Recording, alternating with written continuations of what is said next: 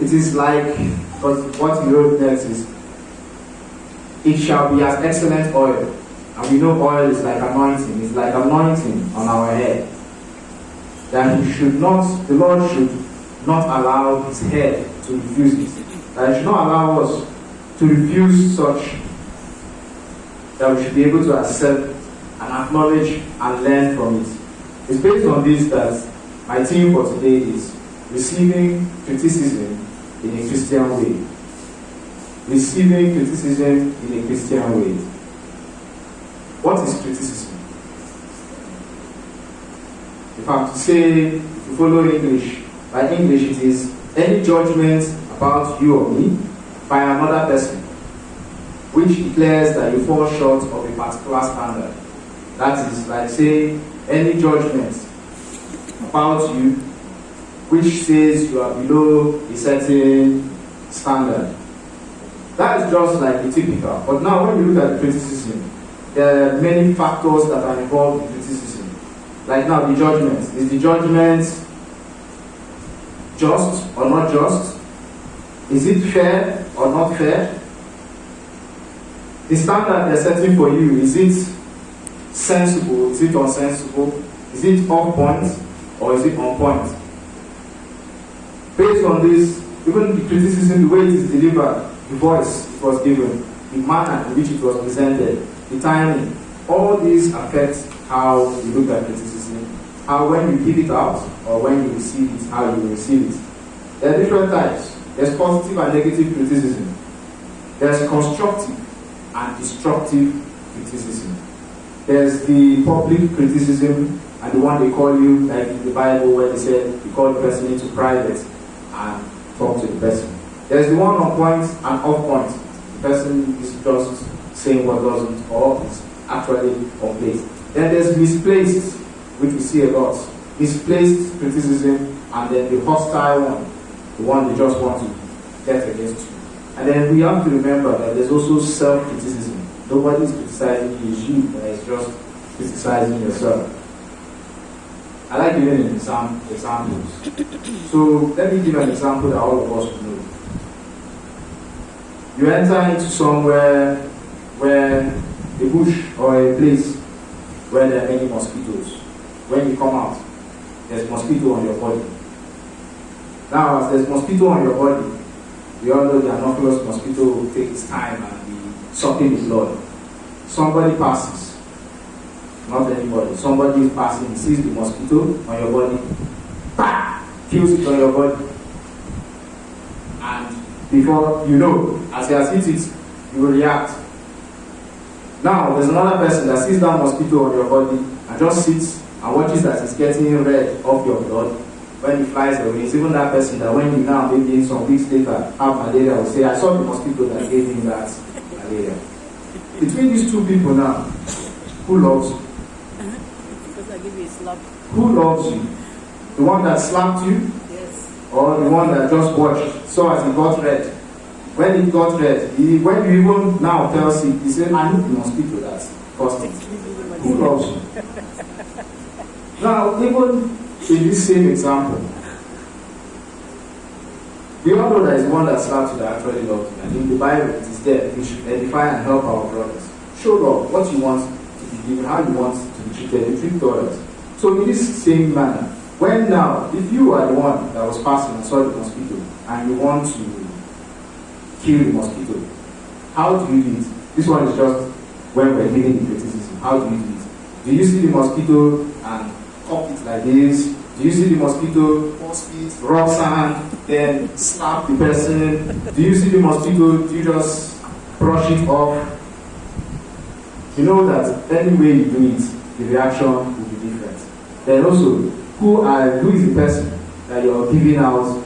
If it's somebody you know, his reaction will be different from a stranger, from a child, from all those ones. So we too, when we're dealing out criticism, we need to be careful. But today's sermon is on receiving it. Now, as we said, the person who slapped you is the one who loves you. And you have now, what is your reaction to that person? How do we react? Typically, as Nigerians, as human beings, We're all proud. We have pride. And like it or not, we judge the person criticizing us before we even receive criticism. If it was me now, and I was there, and someone slapped the mosquito, immediately I turn. If I turn and see that it's my wife that slapped the mosquito, my reaction will be, what did I do now? I said, what did I do? Because I know my relationship with her. I said, what did I do? She will now show me this mosquito I killed. If it is my daughter that slapped the mosquito, and she slapped the mosquito, I won't even turn. I'll say, did you kill the mosquito? I will know that it is mosquito. So she was trying to kill. I'll say, did you kill the mosquito? She will say yes. If she says it is fly, I'll now say, fly. So why would you, next time you see a fly, I will react and tell her, the next time you see a fly, do it like this, don't hit. I will now give the criticism. If it is my friend, depending on the type of friend, if it's a good friend, when it's not, say, bro, if you hit her where, or as it is, I say, we quarreling. It's the same action. slap to kill the same mosquito.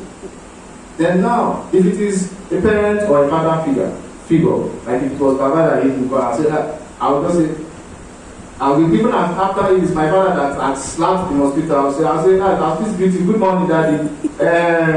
Was there any problem? What was it? Usually it was this mosquito. The reaction is different. Maybe a co-worker starts to say, you come again. Then take for example, is even your enemy. That he had brought sand and everything and giving you a very correct this thing. You start calling fire and brimstone and say, they have come again. So our reaction is always different. But in this reaction, you see that when we turn and see who is giving the criticism, we have the tendency to judge the person. We judge the person before we even accepted it. But if you see in the Bible, if we go to Proverbs 12:15, in Proverbs 12:15, it's written that the way of a fool is right in his own eyes, but he that hearkeneth unto counsel is wise. The fool always thinks everything I'm doing is right. No matter what you say, my way is the correct way. The way I want to do it, that's the way it should be. So when someone now comes and tells you or us otherwise, you start getting offended. You won't even, if somebody who has seen it or somebody who has even gone through what you have gone through is saying that this way you're going is not the best way, is that, or do it like this, or even no matter the way the person brings it to you, whether harshly, calmly, or anything. Proverbs says that for some people they will never accept. In fact, Proverbs in another verse says that if you go to Proverbs 17, it was even more harsh there. 17 verse 10. It said, a reproof entered more into a wise man. That's a criticism or reproach entered more into a wise man than 100 stripes into a fool. So if you like flog from now to tomorrow, if you like say things from tomorrow, if you like criticize from now to tomorrow, the fool will never catch it. But if you tell against or speak against the wise person, maybe criticize constructively, positively, even if it's negatively from time to time, the person will accept it. So the question we have to ask ourselves is, which one are we? Are we the wise or are we the fool? Are we always right? Because the truth is, some people think they're always right. How in this world can you be always right? You're always right, you're never wrong. And once somebody exposes a fault or something, depending on the person, sometimes it doesn't even matter who that person is. Doesn't know what he's talking about. That person is old school. That person is off point. As Christians, in as much as we are told not to judge, in as much as we don't like being judged, we should have a Christian approach to these things. We should have an open mind. We should be ready to be wise, to learn. You can see in the example, before your judgment has come, before the person has shown you what happened, they will show you the mosquito, you now see that, it was actually something that was going to harm me. But your judgment has already been given. You've already refused it? What if before the person could show you, you've already walked away? You now count that person as your enemy. So we as Christians, how do we accept it? When criticism comes, some people, it's funny, but that's how a lot of us act. Instead of using our energy to listen to what the person is saying, whether good or bad, in this instance, because as Christians, you receive negative criticism far more than positive one. If you're walking in the way of God, if you're walking in the way of man, your criticism comes from social media where it doesn't matter much. And we have to understand that even when what pushes people, when you say the stars are taking drugs, or the people in the movie industry, or the actors, people, public offices are taking drugs, what pushes them there is criticism, left and right, without knowing how to accept it. When you don't know how to accept it, when you don't have the structure around you that lets you know the good from the bad, to filter out the truth from the lies, you start getting overwhelmed. So it is good we learn how to do this. So that energy, when it comes, we use our energy to listen, to learn, to change, to judge it whether it is right, whether it is relevant, whether it is not. We shouldn't do what normal human beings do. What do normal human beings do? Instead, we put that energy into quarreling, into arguing with the person, into having presumption, into being defensive, into fighting the person. For me, between me and my wife, we've been married for years, so I criticize her, she criticizes me. Sometimes she'll be like, there's one criticism she gives me that I don't even argue over it. If I dress up that morning and I'm about to go out, and my wife just says, this dress, it's like, she hasn't even finished, I want to change the dress. I want to change the dress. She's like, but the dress was okay. I said, no. The fact that you saw a fault with the way it was, the whole of that day, my mind is going to be that something is wrong with this dress. Something is wrong with this dress. So I said, I could even answer what she said. Why are you asking? I said, I cherish that criticism. This is maybe what I want to wear that day. But instead of us to now spend the whole morning and say, no, I want to wear this dress. I like this dress now. Is there no way we can adjust it? Or simply find the good in it. We spend a lot of effort. Like now, the mosquito that someone killed. In today, what would somebody say? As you kill the mosquito, you look at the person say, I killed mosquito. The person say, is it your mosquito? The person, you now tell the person that, wait, so this mosquito will give you malaria. Is it your malaria? Give me my malaria, give me my mosquito. Don't kill mosquito on my body. Kill the mosquito on your body. That is what somebody will tell you. And it's what we see a lot. Is it normal? Is it your problem? Is it your headache? Is it your banana? You face your own banana, leave my own banana. The person came to you with love. And some of us even say it to our parents, to those who are loved ones, to your spouses. How would you sometimes think, yes, we have some spouses that are, there's always the odd one, the bad one, the good ones. But what affects one person affects the other. Your brothers, your sisters, the one that even treats me is when people say even their mother. Come on. Yes, there's misplaced criticism. Nobody knows, as I said, nobody knows it all. But no criticism coming from someone that loves you is in the person, is not in the person's part. It's not trying to make you worse. They are trying to make you better. So we as Christians need to accept, need to learn to accept criticism and spend energy, more of our energy in learning from it, in analyzing it, in knowing what is there wrong with it, than arguing and fighting, discouraging, ignoring all these criticism.